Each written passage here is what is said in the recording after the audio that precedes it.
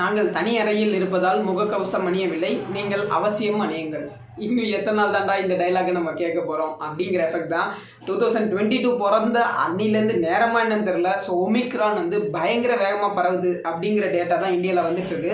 அப்படி இருக்கிறப்போ நமக்குள்ள நிறைய கேள்விகள் இருக்குது. இந்த ஒமிக்ரான் எந்த அளவுக்கு வேகமாக பரவும், இதனால மருத்துவமனைகளில் அனுமதிக்கப்படுவாங்களா, நிறைய பேர் வந்து அஃபெக்ட் ஆவாங்களா, டெத் ரேட் எவ்வளோ, இது எங்கே தோன்றுச்சு, இந்தியா இதை தாங்குமா, இன்னொரு லாக்டவுன் வருமா, ஏகப்பட்ட கேள்விகள் இருக்குது. ஸோ நிறைய கேள்விகளை சயின்டிஃபிக்கலாக இந்த வீடியோவில் சால்வ் பண்ண ட்ரை பண்ண போகிறோம். So without wasting time let's get into the video.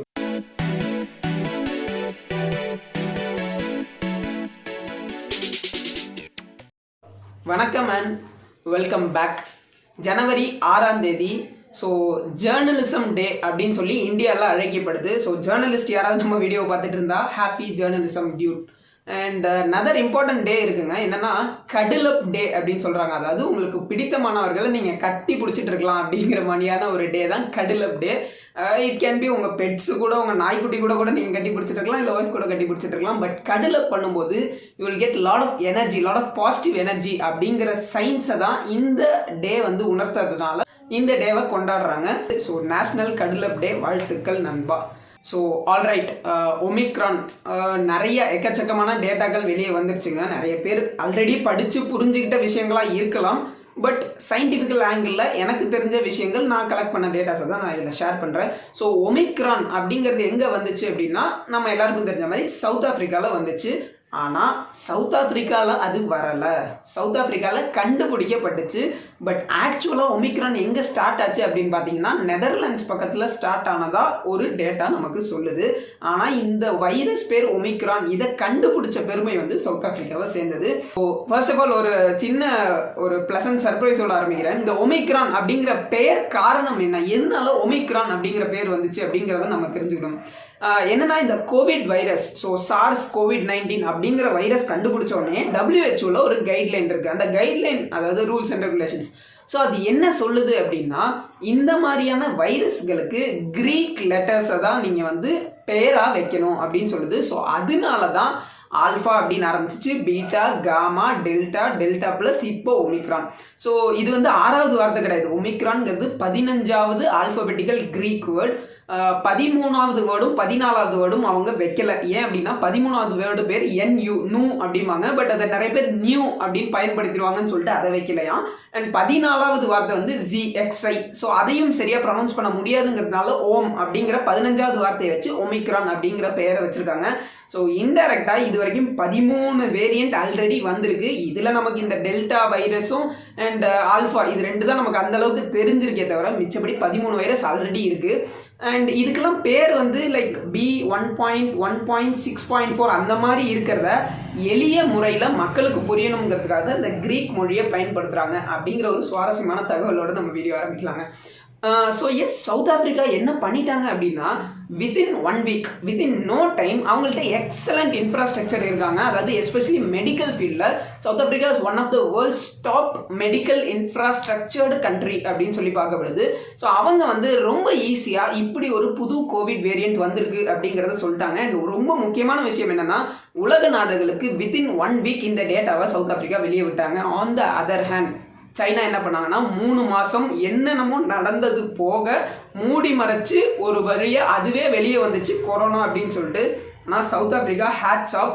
என்ன தான் வந்து சவுத் ஆஃப்ரிக்கா இந்தியா மாதிரி ஒரு ரிச் கண்ட்ரி கிடையாதுங்க. இந்தியா ரிச்சா அப்படின்னு கேட்டிங்கன்னா சவுத் ஆஃப்ரிக்கா கம்பேர் பண்ணும்போது India is a rich country. So அப்படி இருக்கிறப்பையும் கூட எதையும் ஒளிவு மறைவு இல்லாமல் வெளிக்கொண்டு வந்ததுக்கே ஒரு மிகப்பெரிய பாராட்டுகள். இன்ஃபேக்ட் நம்ம இந்தியன் கிரிக்கெட் டீம் கூட இப்போ சவுத் ஆஃப்ரிக்காவில் இந்த செஞ்சுரியன், அதாவது குட்டன்பர்க் அப்படின்னு சொல்லிட்டு, மேபி அது ப்ரொனவுன்சியேஷன் தப்பாக கூட இருக்கலாம், கட்டன்பர்க் அப்படின்னு தான் நான் படித்தேன். ஸோ அந்த ஊரில், அந்த ப்ராவின்ஸ்னு சொல்கிறாங்க, அந்த ஸ்டேட்டில் தான் இந்த ஒமிக்ரான் அப்படிங்கிறத கண்டுபிடிக்கப்பட்டிருக்கு. And in fact Indian cricket team அங்கே தான் கிரிக்கெட் ஆடிட்டு இருக்காங்க. ஸோ அப்படி இருக்கிறப்போ இந்த ஒமிக்ரானோட இனிஷியல் ஸ்டடீஸ், இனிஷியல் ரிசர்ச்சஸ் என்ன சொல்லுது அப்படிங்கிற சயின்ஸ்குள்ளே நான் போகிறேங்க. அதுக்கு முன்னாடி ஒரு மித், அதாவது ஒரு என்ன சொல்கிறது, ஒரு மாயை நமக்குள்ளே கிரியேட் ஆனிச்சு. அந்த மாயை நான் உடச்சிட்டு அந்த சயின்ஸ்குள்ளே போகிறேன். அந்த மாயை என்னன்னா, இந்த கொரோனா இதெல்லாம் வந்ததுக்கப்புறம் நம்மள்ட்ட என்ன சொன்னாங்க அப்படின்னா, இதெல்லாம் வந்து கோல்டன் கண்ட்ரீஸில் வந்திருக்கு, அங்கே குளிர் ஜாஸ்திப்பா அதனால வந்திருக்கு, இந்தியாவில் அடிக்கிற வெயிலுக்கு இதெல்லாம் தாங்குமா அப்படின்னாங்க. எப்போ மார்ச் 2020. ஆனால் தாங்குச்சு. ஸோ அந்த கதையெல்லாம் வந்து கிடையவே கிடையாது. வெளிநாடுகளில் என்ன நடக்குதோ டிட்டோ அதே பேட்டர்னில் தான் இந்தியா நடந்துச்சு. அடுத்த பாயிண்ட் என்ன சொன்னாங்க, வெந்நீர் குடிச்சா சரியா போயிடும், வெளிநாட்டில் வெந்நீர் குடிக்க மாட்டாங்க, நீ வெந்நீர் குடினாங்க. வெந்நீருக்குலாம் ஒன்றுமே நடக்கல. இன்னொன்று என்ன சொன்னாங்க, இந்தியாவில் வந்து டியூபர்குலோசிஸ் வேக்சினு நம்மளாம் வந்து இன்பில்டாகவே இம்யூனிட்டி இந்தியன்ஸ்க்குலாம் நிறையா இருக்கும்னாங்க. அதுவும் நடக்கல. ஸோ இட் இஸ் லைக் ஒரு கண்ட்ரியில் என்ன நடக்குதோ அந்த pattern it is getting followed across the world அப்படிங்கிறது ஆல்ரெடி நமக்கு கிளியராக தெரிஞ்சிச்சு. பீட்டா வேரியண்ட்டாக இருக்கலாம், டெல்டா வேரியண்ட்டாக இருக்கலாம், அண்ட் இப்போ வந்துருக்கிற ஒமிக்ரான் வேரியண்ட்டாக இருக்கலாம்.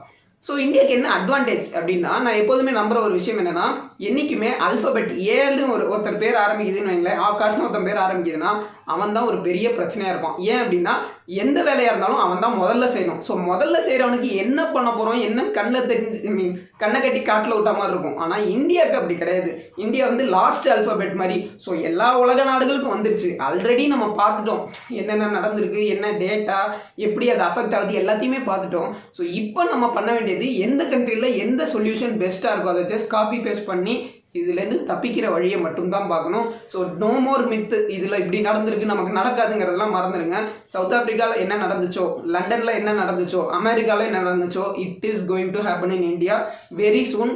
அண்ட் இன்ஃபேக்ட் நான் ஒரு திடுக்கிடும் தகவல் என்ன சொல்கிறேன்னா, we are already in the wave அப்படிங்கிறதான் நான் நம்புகிறேங்க. ஏன்னா ப்ரீவியஸ் ஒரு 1.5 வருஷமாக நம்ம பண்ண மிகப்பெரிய தப்பு என்னென்னா, கவர்மெண்ட் அனௌன்ஸ் பண்ண லாக்டவுன் ஆகட்டும், நம்ம எடுத்துக்கிட்ட செல்ஃப் ப்ரிகாஷனரி மெஷர்ஸ் ஆகட்டும், எல்லாமே வேவ் முடிஞ்சதுக்கப்புறம் தான் நம்ம பண்ணோம். ஏன் அப்படின்னா, வேவ் பீக்கில் இருக்குதுன்னு நம்ம மக்கள் சொன்னப்போ வேவ் ஆல்ரெடி முடிஞ்சிருச்சு.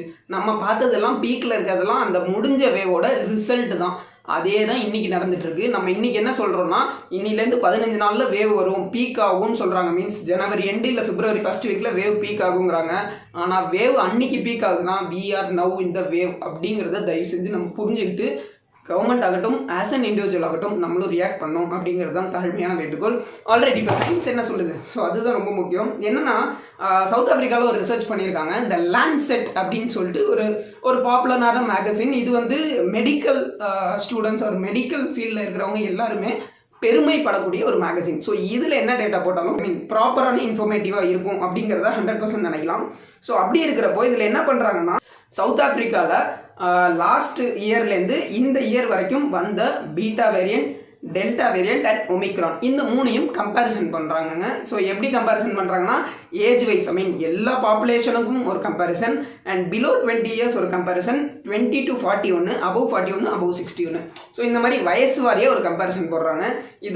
இதில் ஒரு நல்ல விஷயம் என்ன அப்படின்னா, ஃபஸ்ட்டு பீட்டா வேரியண்ட்டில் கிட்டத்தட்ட 40,000 பேர் கோவிட் பாசிட்டிவாக இருந்தாங்கன்னா 25% ஆஃப் பீப்புள் ஹாஸ்பிட்டலைசேஷன் ஆகி டெத்தும் ஆயிருக்காங்க. அப்படிங்கிறது தான் ரொம்ப ரொம்ப ப்ராப்ளமான விஷயம். எப்போனா முதல்ல பீட்டா வேரியண்ட்டில். அண்ட் அதுக்கப்புறம் அந்த டெல்டா வேரியண்ட்டில் 33,000 பேர் அஃபெக்ட் ஆனாங்க, 24% டெத் ரேட் இருந்துச்சு. பட் இப்போ வந்திருக்கிற ஒமிக்ரான் வேரியண்ட்டில் 1,30,000 பேர் அஃபெக்ட் ஆனாங்க, ஆனால் வெறும் 5% தான் வந்து டெத் ரேட் இருக்குது. ஸோ இது ஒரு லார்ஜர் ஆங்கிளில் ஒரு டேட்டாவை பார்க்கும்போது நமக்கு என்ன சொல்லுது அப்படின்னா, okay, omicron compared to delta and compared to beta ரொம்ப ரொம்ப ரொம்ப மைல்டு. So super நியூஸ்ப்பா. அப்போ எல்லாருக்கும் நார்மலாக ஃபீவர் வரும், போயிடலாமா அப்படின்னு கேட்டால் அங்கே தான் தெர் இஸ் எ ட்விஸ்ட். இப்போ இந்த டேட்டாவை நீங்கள் மறுபடியும் ஒத்து பார்த்தீங்கன்னா உங்களுக்கு என்ன தெரியும்னா, 40,000 பேரில் 24% அஃபெக்ட் ஆனது 1,500 பேர், மீன்ஸ் ஹாஸ்பிட்டலைசேஷன். ஆனால் இன்னைக்கு டேட்டில் வெறும் 5% தான் நான் சொன்னேன் ஹாஸ்பிட்டலைசேஷன். ஆனால் அஃபெக்ட் ஆன ஆளுங்க கிட்டத்தட்ட 4 மடங்கு அதிகம். மீன்ஸ் 1.5 லட்சம் பேர் அஃபெக்ட் ஆனாங்கன்னா 1.5 லட்சத்தில் 5% கிட்டத்தட்ட அதே ரேஷியோ வந்துடும். மீன்ஸ் அதே 1,500 வந்துடும். So which means to say that India will run short of ICUs and will run short of beds அப்படிங்கிறத இன்னிலேருந்து we have to get into the mojo. ஏன் நான் இவ்வளோ ஸ்ட்ரெஸ் பண்ணி சொல்கிறேன் அப்படின்னா, இப்போ ஆல்ரெடி ஒரு கிளியர் மைண்ட் செட் இருந்துச்சு. என்ன அப்படின்னா, ஒமிக்ரான் will be less என்ன சொல்கிறது, சிம்டமேட்டிக்கே இருக்காது, எந்த பிரச்சனையும் வராது அப்படிங்கிறது 100% உண்மை தான். ஆனால் பரவல் வேகம் மீன்ஸ் டபுளிங் ரேட் அப்படின்னு சொல்லுவாங்கள்ல, அது வந்து ரொம்ப ரொம்ப அதிகம். மீன்ஸ் 4லேருந்து 5 மடங்கு அதிகமாக இருக்குது டெல்டாவை கம்பேர் பண்ணும்போது. ஸோ என்ன ஆகுதுன்னா, உங்கள் வால்யூம், அதாவது அஃபெக்டட் பீப்புள் அதிகமாக என்னதான் பர்சன்டேஜ் கம்மியாக இருந்தாலும் இங்கே இறப்பு விகிதமும் அதிகமாக ஆகும் அப்படிங்கிறத மனசில் வச்சுட்டு தான் கவர்மெண்ட்ஸ் ஹேஸ் டு ரியாக்ட் அப்படிங்கிறது தான் எங்களோட தாழ்மையான வேண்டுகோள். அண்ட் ஆஸ் யூஷுவல் பீப்புள்ஸ் வந்து we have to be very much stringent in the coming days. And so இது ஒரு டைப் ஆஃப் ரிசர்ச்சுங்க. அண்ட் சவுத் ஆஃப்ரிக்காவில் என்ன நடந்துச்சோ அது டெஃபினட்டாக இந்தியாவில் நடக்குங்கிறது தயவு செஞ்சு ஞாபகம் வச்சுக்கோங்க. அண்ட் சவுத் ஆஃப்ரிக்காவை பொறுத்த வரைக்கும் wave already completed. Means December 6ஆம் தேதி ஆரம்பிச்சிச்சு, டிசம்பர் 28ஆம் தேதியோட வேவ் முடிஞ்சு இப்போ ஃப்ளாட்டர் கர்வ் ஆயிடுச்சு. விச் மீன்ஸ் வேவோட பீரியட் பார்த்தீங்கன்னா 20லேருந்து 22 நாள்.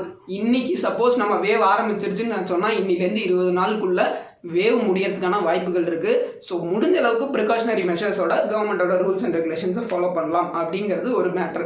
அண்ட் இன்னொரு சயின்ஸ் என்ன சொல்லுதுன்னா, ஸோ இது சவுத் ஆஃப்ரிக்காவில் அஃபெக்ட் ஆன மாதிரி யூகேலையும் அஃபெக்ட் ஆனிச்சு. ஸோ யூகேல சேம் லேண்ட்செட்லேயே ஒரு பப்ளிஷ் பண்ணியிருக்காங்க.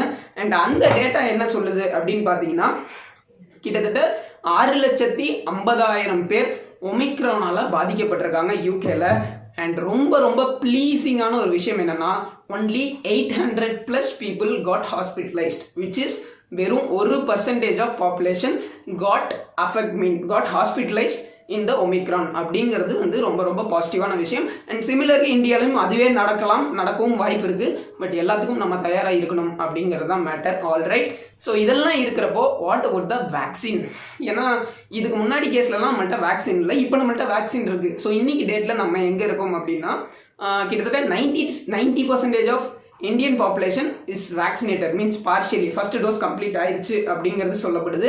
And above 50 to 60% of second வேக்சினேஷனும் கம்ப்ளீட்டட் அப்படின்னு சொல்லப்படுது. Which is a great achievement. இன்னைக்கு நம்ம பார்க்குறப்போ இன்னும் இவ்வளோ பேருக்கு போடணுமே நம்ம பார்க்குறோம். பட் இவ்வளோ நாளாக இந்தியா பண்ணது it is a biggest achievement அப்படிங்கிறத ஃபர்ஸ்ட் ஆஃப் ஆல் புரிஞ்சுக்கோங்க. அண்ட் யாரெல்லாம் இன்னும் வேக்சினேட் ஆகலையோ அவங்களாம் தான் most vulnerable people for this virus. ஏன்னா வேக்சின் போட்டவங்களில் கிட்டத்தட்ட 80% ஆஃப் பீப்புளுக்கு ஹாஸ்பிட்டலைசேஷன் தேவையில்லை அப்படிங்கிறது தான் யூகேவோட டேட்டா. அண்ட் கிட்டத்தட்ட அதே டேட்டாவை தான் சவுத் ஆஃப்ரிக்காவும் சொல்லுது. So vaccine, I mean, like let it be COVID, I mean Covishield, Covaxin, Pfizer, whatever. ஆனால் எஃபிகசி ரேட் அவங்க என்னதான் தியரிட்டிக்கலாக 30% 50% டிக்ளேர் பண்ணாலும் 80% ஹாஸ்பிட்டலைசேஷன் தேவையில்லை அப்படிங்கிற ப்ராக்டிக்கல் டேட்டா தான் நமக்கு வெளியே வருது.